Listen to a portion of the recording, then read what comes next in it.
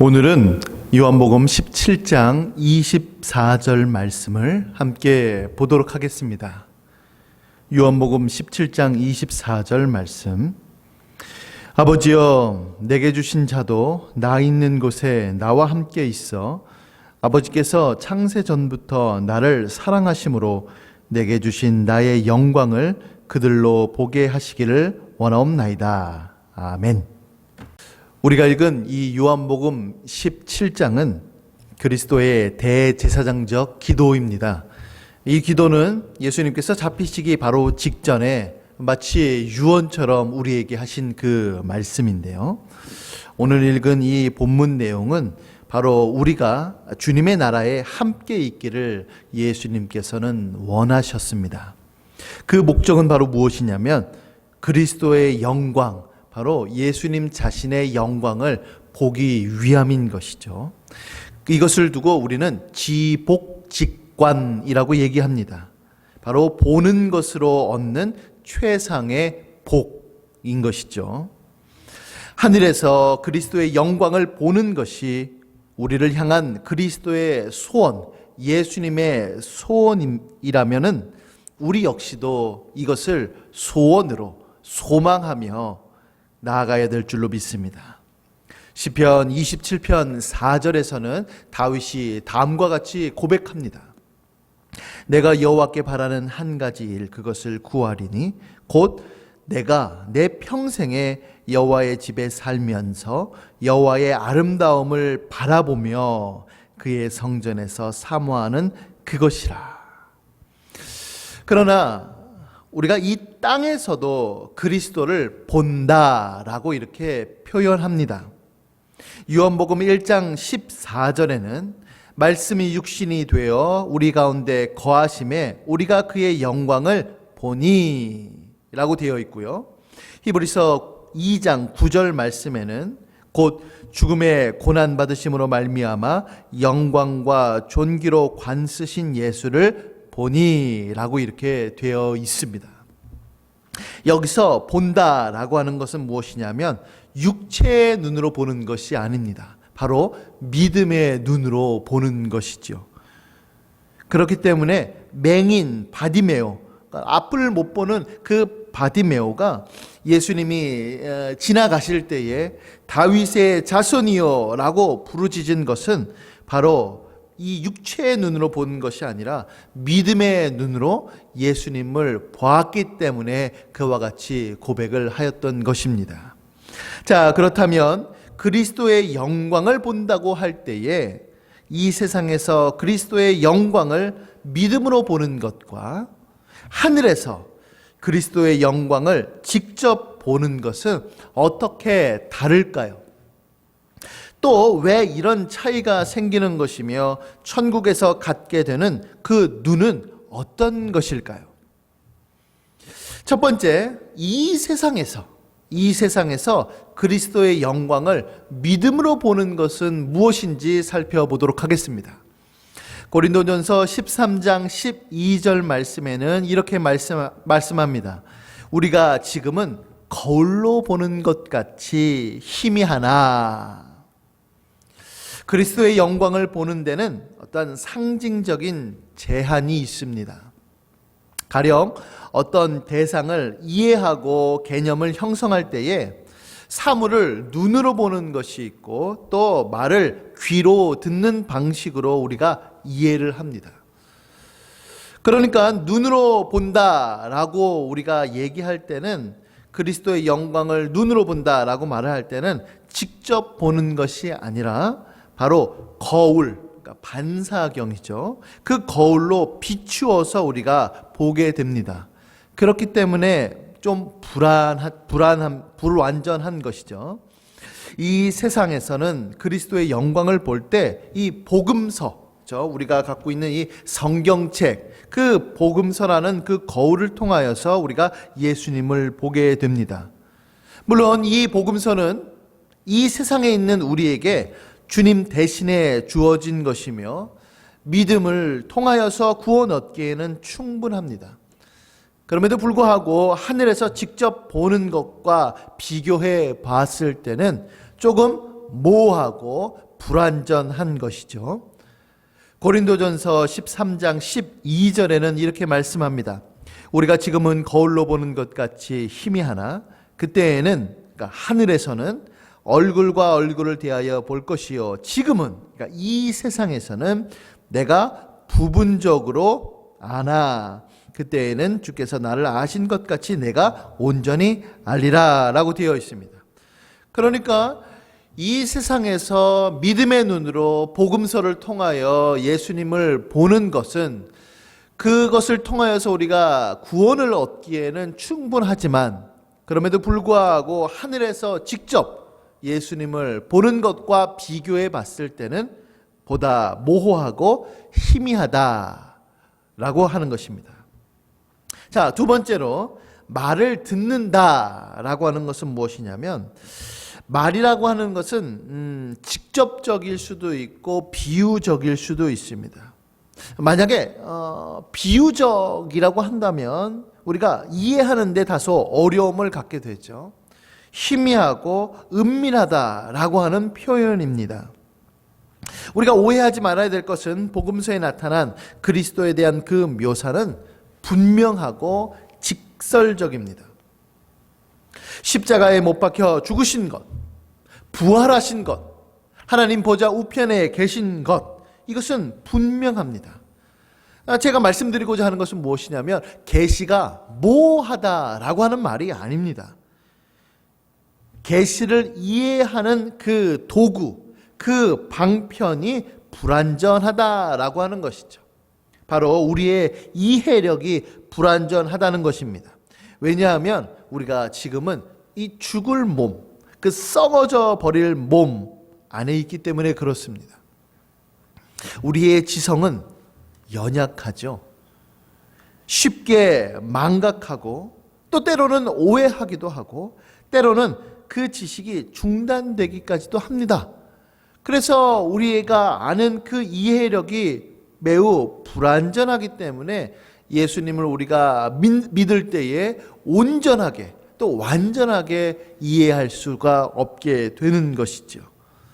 그래서 로마서 8장 23절에는 이렇게 탄식합니다. 그뿐 아니라 또한 우리 곧 성령의 처음 익은 열매를 받은 우리까지도 속으로 탄식하여 양자될 것 곧 우리 몸의 속량을 기다리느니라. 자, 이제는 하늘에서 그리스도의 영광을 직접 보는 것에 대하여서 다뤄보겠습니다.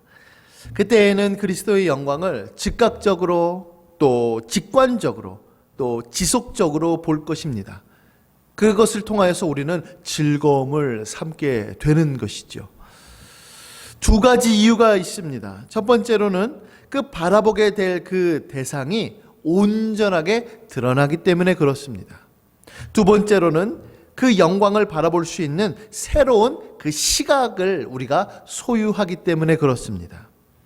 자, 첫 번째로 그때에는 예수님 그 대상이 온전히 드러나게 될 것입니다. 그리스도의 인격 자체와 그 모든 영광을 끊임없이 바로 앞에서 우리는 보게 될 것입니다. 그것은 복음서에서 대략적으로 그려진 것과 같지 않을 것입니다. 우리가 성찬에서 그리스도를 상징하는 그 표지를 보는 것처럼 직접 예수님을 보게 될 것이며, 그것을 통하여 우리는 기쁨을 누리게 될 것입니다. 그리스도의 한 인격 안에서 인성과 신성이 서로 연합되어 있는데 우리는 다 그것을 이해하지 못합니다. 그러나 그 천국에서는, 하늘에서는 온전히 완전히 이해가 될 것입니다. 또한 그때에는 새로운 시각을 소유하게 될 것입니다. 여러분, 그리스도를 아는 그 지식이 지금 우리의 위치에서는 매우 탁월합니다. 구약 시대에서는 그 육신적인 여러 규례들, 그러니까 제사들이죠. 그것들을 통하여서 얻게 됐습니다. 그 얻게 되는 것보다 우리는 앞서 있습니다. 제자들이 예수님께서 몸으로 계심을 따라서 예수님을 아는 것보다 우리는 더 한 발자국 더 앞서 있습니다. 왜 그러냐면 성령을 받았을 때에 더욱 분명한 시각을 가지기 때문에 그렇습니다. 그러니까 제자들도 예수님께서 육체로 계실 그때에 예수님에 대한 그 이해가 온전하지 않았습니다. 그래서 예수님이 누구신지를 그들이 깨닫지를 못했고, 또 베드로가 예수님은 살아계신 하나님의 아들이시다, 그리스도다 라고 고백했지만 예수님께서 죽으셔야 된다, 그리고 3일 만에 부활하셔야 된다 라고 하는 그 말씀을 하시자 그 말씀을 이해하지 못하였습니다. 그러나 예수님께서 떠나가시고 성령을 받았을 때에 그들은 더욱더 분명한 시각을 가졌습니다. 그러나 그때에는 바로 하늘에 올라가서는 우리가 갖고 있는 이 시각, 그것보다도 더욱 분명한 새로운 시각을 소유할 것입니다. 바로 우리가 지금 가지고 있는 것보다 더 앞선 상태로 우리는 소유하게 될 것입니다. 이것은 마치 이런 거와 같은데요. 예를 들어서 고린도전서 2장 14절에 보면 육에 속한 사람은 하나님의 성령의 일들을 받지 아니하나니 이는 그것들이 그에게는 어리석게 보임이요 또 그는 그것들을 알 수도 없나니 그러한 일은 영적으로 분별되기 때문이라 라고 되어 있습니다. 여러분, 하나님께서는 이 사람을 창조하시고 사람의 그 본성에 따라서 그 사람의 일들, 우리가 어떤 일들을 행할 때에 그 일들을 분별할 수 있는 능력을 주셨습니다. 그것을 우리는 본성의 빛이라고 얘기를 합니다. 이것이 옳고 그른지, 이것이 진짜인지 거짓인지 이것에 대하여서 우리가 얻을 수가 있는 것이죠. 그런데 문제는 무엇이냐면 신령한 일, 예수님에 관련된 일, 하나님을 믿고 하나님을 의지하고 하나님을 섬기는 그 부분에 있어서는 분별하지 못한다라고 하는 사실입니다. 그러니까 아무리 똑똑하고 아무리 잘났고 아무리 지식이 넘쳐난다 할지라도 신령한 것을 분별할 수는 없는 것이지요. 그렇기 때문에 하나님께서는 우리에게 믿음의 빛, 은혜의 빛을 주십니다. 그래서 그리스도를 알아보고 그를 통하여서 하나님을 믿을 수 있도록 우리에게 주십니다. 그러니까 본성의 빛보다는 은혜의 빛, 그 믿음의 빛을 우리가 얻음을 통하여서 예수님을 믿음으로 바라볼 수가 있게 되는 것이죠. 그러나 그것 역시도 완전하지는 않습니다. 바로 하늘에서는 마음을 궁창의 빛과 같이 빛나게 만드는 그 초월적인 영광의 빛이 우리에게 주어지게 됩니다. 그 영광의 빛에 대하여 우리가 정확히 알 수는 없지만 우리가 가질 수 있는 최대의 개념은 바로 그 영광의 빛이 처음 한 번 작용하는 것을 통하여서 단번에 우리의 영혼이 그리스도의 형상으로 변화된다는 사실입니다. 고린도전서 3장 18절 말씀에는 이렇게 말씀합니다.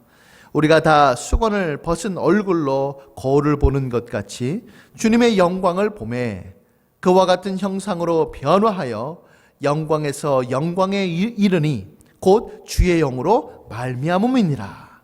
그러니까 지금은 그리스도의 영광을 닮아감에 있어서 어떻게 닮아가냐면 서서히 닮아갑니다. 그러나 하늘에서 주 예수 그리스도를 직접 눈으로 보게 되면 순식간에 바로 예수님의 형상으로 우리가 변화되게 되는 것입니다. 자, 이 점에 대하여서 스데반, 우리가 잘 알고 있는 그 스데반은 죽기 직전에 그리스도의 영광을 본 것으로 성경은 기록되어 있습니다. 스데반이 공회에 끌려갈 때에 그의 얼굴은 천사의 얼굴과 같았습니다. 사도행전 6장 15절 말씀을 보니까 공중 중에 앉은 사람들이 다 스데반을 주목하여 보니 그 얼굴이 천사의 얼굴과 같더라라고 이렇게 되어 있습니다. 마치 모세 역시도 시내산에서 하나님을 봤을 때에 그의 얼굴이 환하게 빛이 났었는데요. 출애굽기 34장 29절에는 모세가 그 증거에 두 돌판을 모세의 손에 들고 시내산에서 내려오니 그 산에서 내려올 때에 모세는 자기가 여호와와 말하였으므로 말미암아 얼굴 피부에 광채가 나나 깨닫지 못하였더라라고 되어 있습니다. 그러니까 스데반이 예수님을 주목하여 바라봤을 그때에 바로 그의 얼굴이 천사와 같이 환하게 비춰졌고, 또 모세가 하나님과 얼굴과 얼굴을 대면하여 봤을 때 그의 얼굴에 광채가 났던 것과 비슷합니다. 또한 예수님께서는 이 변화산에서 영광스럽게 변했는데요. 마태복음 17장 2절 말씀에 보면 이렇게 말씀합니다. 예수님께서 그들 앞에서 변형되사 그 얼굴이 해같이 빛나며 옷이 빛과 같이 휘어졌더라. 그러니까 하늘에 올라가서 우리가 이 영광의 그 빛으로 말미암아서 그의 육신의 눈이 꿰뚫어 볼 수 있는 그 능력을 받았고, 그래서 스데반이 그 천상에 있는 그리스도를 보게 된 것입니다. 사도행전 7장 55절부터 56절 말씀에는 이렇게 말씀합니다. 스데반이 성령 충만하여 하늘을 우러러 주목하여 하나님의 영광과 및 예수께서 하나님 우편에 서신 것을 보고 말하되, 보라, 하늘이 열리고 인자가 하나님 우편에 서신 것을 보노라 라고 이렇게 말씀합니다. 여러분, 땅과 천상 사이에는 우리가 생각조차 할 수 없을 만큼의 먼 거리가 있습니다.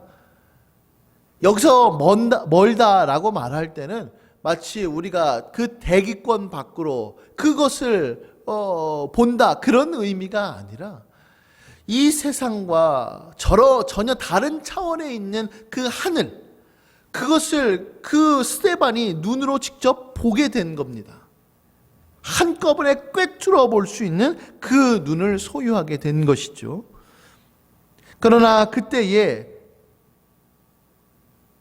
우리가 부활체를 우리는 입을 것입니다. 그러니까 스데반이 그 천상에 있는 그리스도를 본 것과는 비교할 수 없을 정도로 훨씬 더 강화된 눈으로 우리는 그리스도를 직접, 그 그리스도의 영광을 직접 보게 될 것입니다.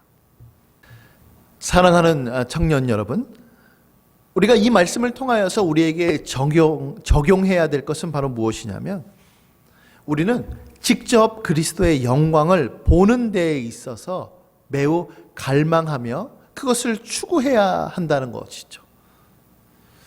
이 부분에 있어서 우리는 구약 백성들이 취한 모본을 봐야 할 것입니다. 그리스도의 영광이 나타나는 정도에는 세 단계가 있습니다. 마치 구약 백성들 안에서 그림자와 같이 그리스도를 보게 됩니다. 그 다음에는 신약 백성들과 같이 완전한 형상을 통하여서 그리스도를 바라보게 됩니다. 그러나 그 이후에는 바로 하늘에서 실체로 예수님을 바라보는 것입니다. 율법 아래에 있는 자들은 예배의 여러 규례, 그 제사들에 참여하게 됩니다. 그리고 그들은 그것이 얼마만큼 특권인지 그 최고의 특권으로 생각하였습니다. 그러나 그것은 그림자로 주어졌기 때문에 반드시 폐하여지게 되고 개선의 때가 올 것입니다. 그래서 구약 백성들은 그것들을 갈망하였습니다. 우리가 잘 아는 대로 메시아를 기다렸던 것이죠. 반면에 우리는 복음 아래서 구약 백성이 가지지 못하는 그 완전한 형상을 가지고 있습니다.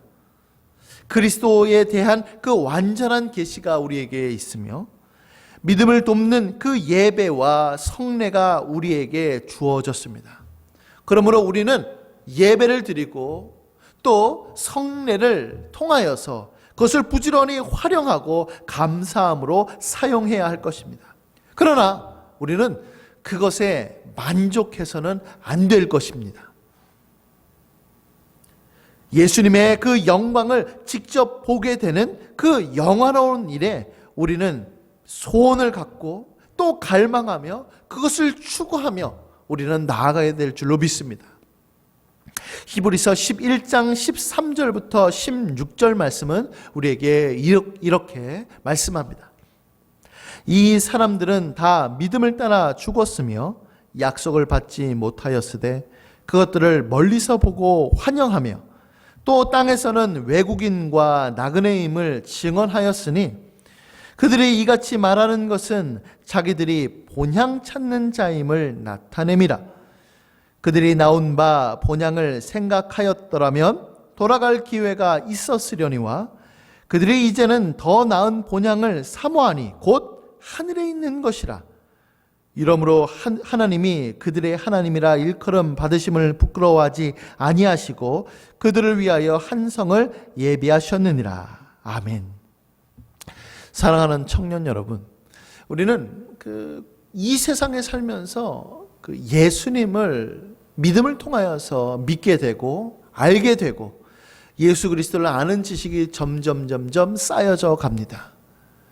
우리는 그것을 통하여서 예수님을 더욱더 사랑하게 되고 예수님을 더욱더 의지하게 됩니다. 그래서 우리는 우리의 기쁨이 그것을 통하여서 점점 증가하게 됩니다. 그러나 우리가 잊지 말아야 될 것은 무엇이냐면 이와 같은 이 세상에서 갖게 되는 그 지식은 매우 한정적이고 매우 희미하다는 사실입니다. 여기서 얻게 되는 그 지식보다 훨씬 더 탁월한 것은 바로 하늘나라에서 저 천국에서 그리스도 예수를 우리의 눈으로 직접 보는 것입니다. 지금도 우리는 믿음의 눈으로 그리스도 예수를 바라보며 영광스럽게 변화되지만 저 천국에서는 그리스도를 직접 바라봄으로 우리는 영광스럽게 변화될 것입니다. 이것을 사모하시길 바랍니다. 이것을 갈망하며 추구하시길 바랍니다. 그래서 구약 백성들이 멀리서 보고 환영했던 것처럼 우리도 저 천국을 바라보고 환영하며 그것이 우리 안에 이루어지기를 소원하며 나아가는 우리 청년들 될 수 있기를 예수님의 이름으로 간절히 소원합니다. 아멘.